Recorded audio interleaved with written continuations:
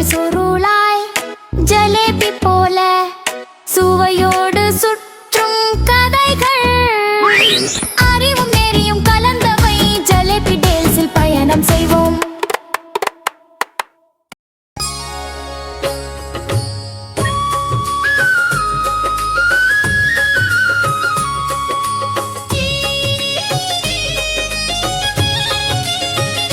अयोध्यावासी राम राम, दशरथ नंदन राम राम, जानकी जीवन राम राम, दशमुख मर्दन राम राम, हनुमत सेवित राम राम, धर्म स्वरूप राम राम, श्री राम जय राम, जय जय राम, जय जय राम, श्री राम जय राम, जय जय राम, जय जय राम.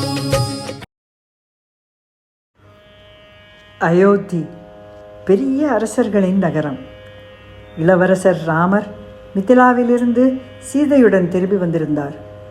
முழு ராஜ்யமும் மகிழ்ச்சியில் மூழ்கியது.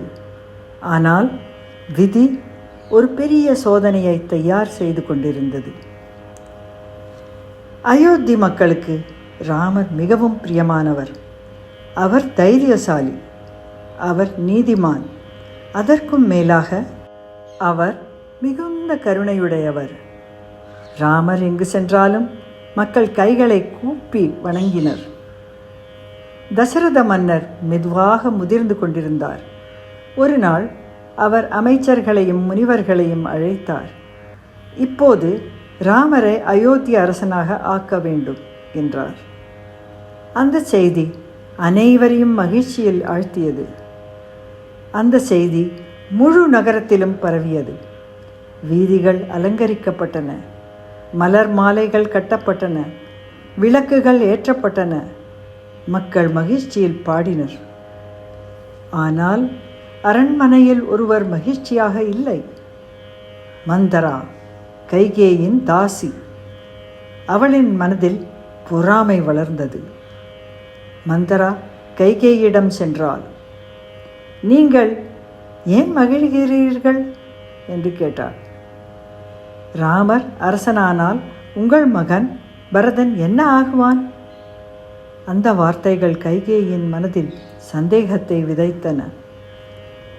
மந்தரா நினைவூட்டினாள். தசரதன் உங்களுக்கு 2 வரங்கள் கொடுப்பதாக வாக்கு கொடுத்தார். இப்போது அதை கேட்க வேண்டிய நேரம். கைகேயி கோப அறைக்கு சென்றாள். அவள் ஆபரணங்களை கழற்றி தரையில் அமர்ந்தாள். தசரதன் வந்து அதிர்ச்சி அடைந்தார். கைகேயி கூறினாள், முதல் வரம் பரதனை அரசனாக்க வேண்டும். தசரதன் அதிர்ந்தார். 2வது வரம் ராமர் 14 வருடம் வனவாசம் செல்ல வேண்டும். ராமர் அரண்மனைக்கு வந்தார். தந்தை துயரத்தில் இருந்தார். கைகேயி அனைத்தையும் கூறினாள்.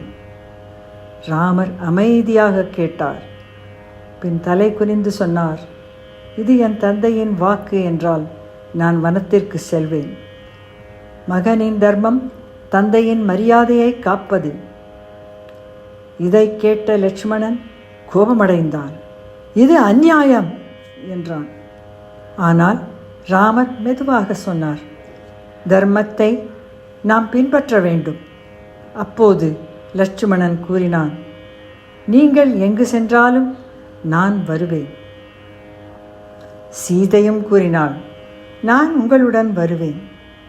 கணவன் இருக்கும் இடமே மனைவியின் இடம். ராமர், சீதை, லட்சுமணன் அரச உடைகளை கழற்றி எளிய வனவாச உடைகளை அணிந்தனர். அரண்மனை மக்கள் அவர்களை கண்ணீர் மல்க பார்த்தனர். மூவரும் அரண்மனை வாயிலில் இருந்து வெளியேறினர். மக்கள் அவர்களை பின்தொடர்ந்தனர். ராமர் திரும்பி கூறினார், என் அன்பான மக்களே, தயவு செய்து உங்கள் வீட்டுக்கு திரும்புங்கள். ராஜ்யம் அமைதியாக இருக்க வேண்டும். அயோத்தி மெதுவாக தொலைவில் மறைந்தது. முன்னால் காடு இருந்தது. கங்கை கரையில் குஹனை சந்தித்தனர். அவன் மிகுந்த பக்தியுடன் ராமரை வணங்கினான். படகு மெதுவாக நதியை கடந்து சென்றது. அயோத்தி தொலைந்தது. ராமர் முன்னால் நடந்தார். சீதையும் அருகில். லட்சுமணன் வில்லுடன் பின்தொடர்ந்தான். அயோத்தியில் தசரதன் துயரத்தில் உடைந்தார். இரவு முழுதும் ஒரே பெயரை சொன்னார், ராமா. அயோத்தி நகரம் முழுவதும் அமைதியாக இருந்தது. ஆனால் ஒரு இளவரசன் திரும்பி வந்து கொண்டிருந்தான். பரதன் அயோத்தி நகரை வந்தடைந்தான். ஆனால் நகரம் மௌனமாக இருந்தது. பரதன் குழம்பினான். அயோத்தியில் என்ன நடந்தது? அவன் அறியப் போகும் உண்மை எல்லாவற்றையும் மாற்றும். இக்கதை தொடரும். எபிசோட் 4.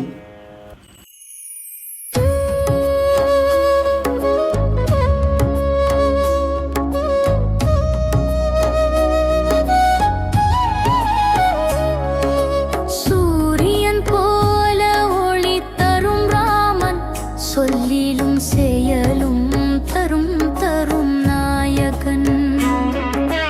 அன்பின் வழியில் உலகை நடத்தும் அருள் நிறைந்தவன் கதைகள் அழைக்கும். ராம ராம நாமம் பாடுவோம், நல்ல வழியில் நாம் நடப்போம். சீதாராமன் புகழ் பரப்போம், சிந்தையில் ஒளியை விதைப்போம். ஜெய் ஸ்ரீராம், ஜெய் ஸ்ரீராம், ஜெய் ஸ்ரீராம்.